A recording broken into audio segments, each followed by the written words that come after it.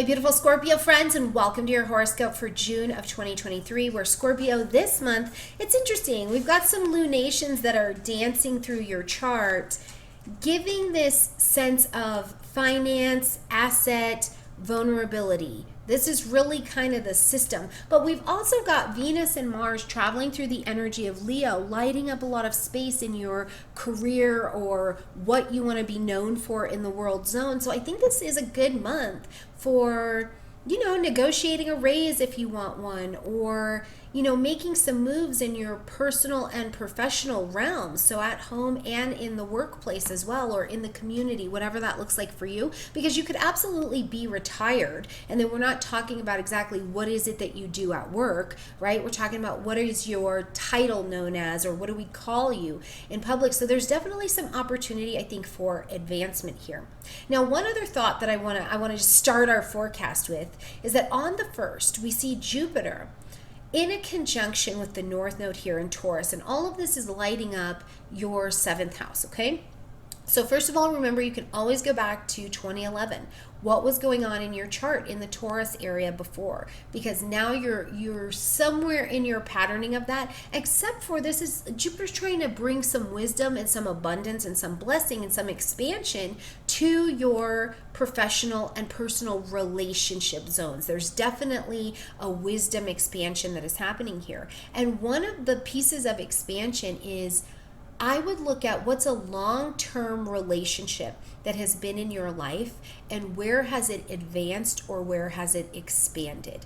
Or if you've been kind of new in a relationship or something like that, this North Node is pulling you towards the destiny, where this thing needs to go next. So, are you advancing and extending and making your relationship more long-term or something like that? Are you extending a professional contract and making it more long-term? Whatever it is, there is a vast advancement, and I would encourage you around June 1st to say yes to the person, place, or thing that shows up in your life and says, let's expand this thing, right? Say yes, because it's probably a really good destiny move.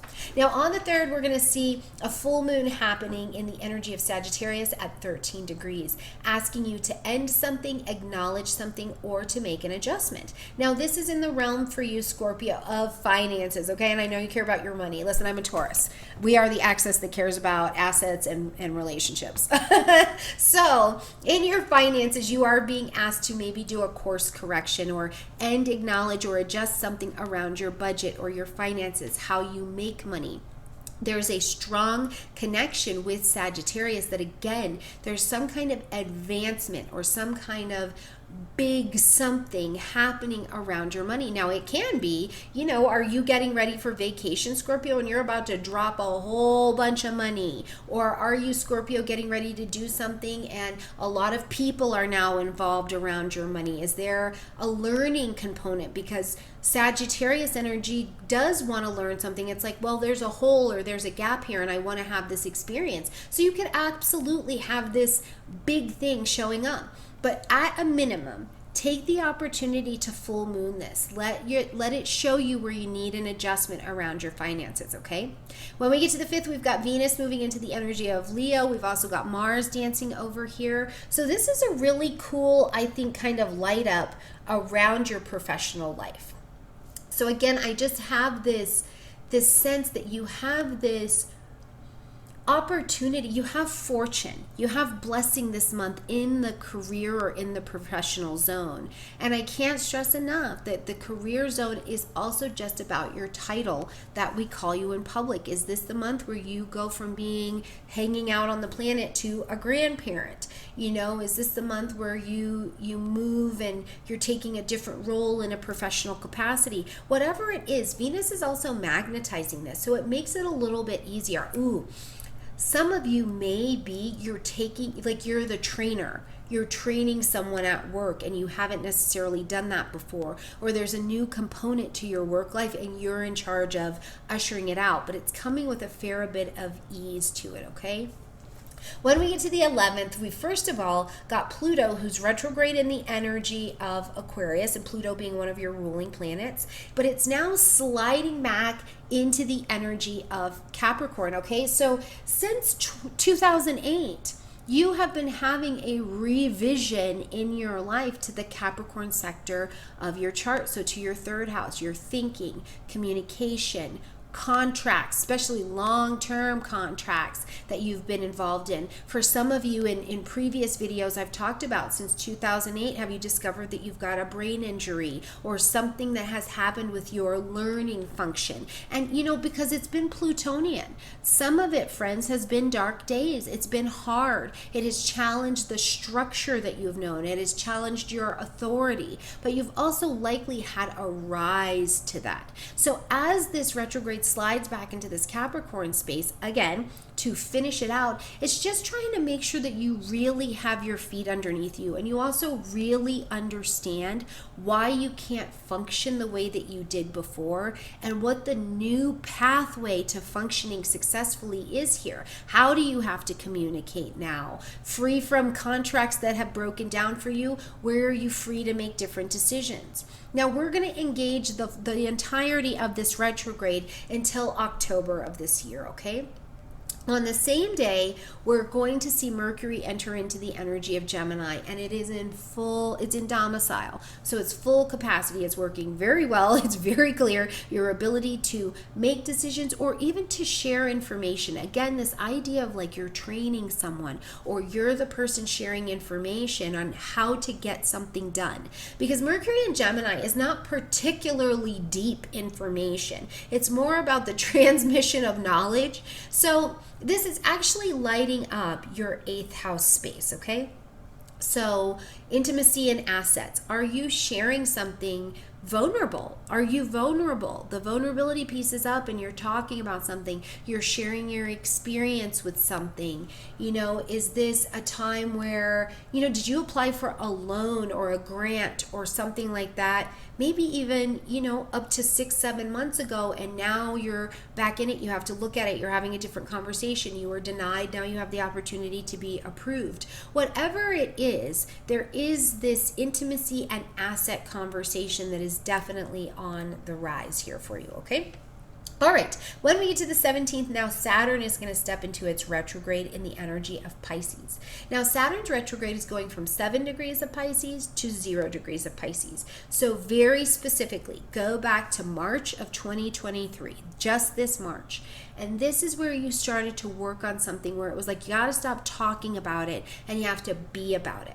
This lit up your 5th house space. So joy, pleasure, play, passion, things having to do with children, this also has to do with what was something that was maybe an idea or a hobby, and now you're conceptualizing it. It's becoming real. You're bringing it to conception. Pregnancy, we have conception there. Adoption. What is it that it's like we got to stop talking about it and actually put some structure around this thing so that it can exist? So back up very specifically into March, the second half of March of 2023 until now, because you're getting the opportunity to review that and see where you need to bring it up to snuff, because Saturn is taking you to the next level. It requires you to be the boss. It requires you to own your mastery. It requires you to author your own story here, but you also get a chance to review it while you're learning the lessons of doing that, okay? As we get to the 18th, we're going to have a new moon happening at 26 degrees of Gemini. Now, the new moon is your opportunity to plant your seeds of intention to begin something new or to allow something 8th house to come to you.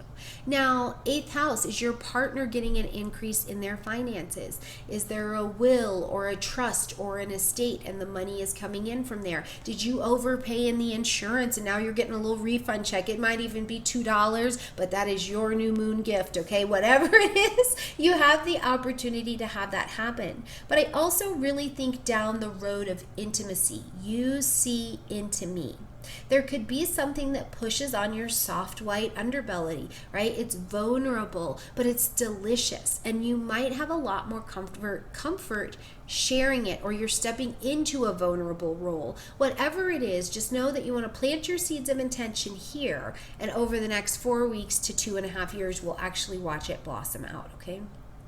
When we get to the 21st, we see the sun move into the energy of Cancer. When we move to the 26th, we're going to see Mercury move into the energy of Cancer, having just whipped itself through that Gemini energy. It was like, I did it, whatever.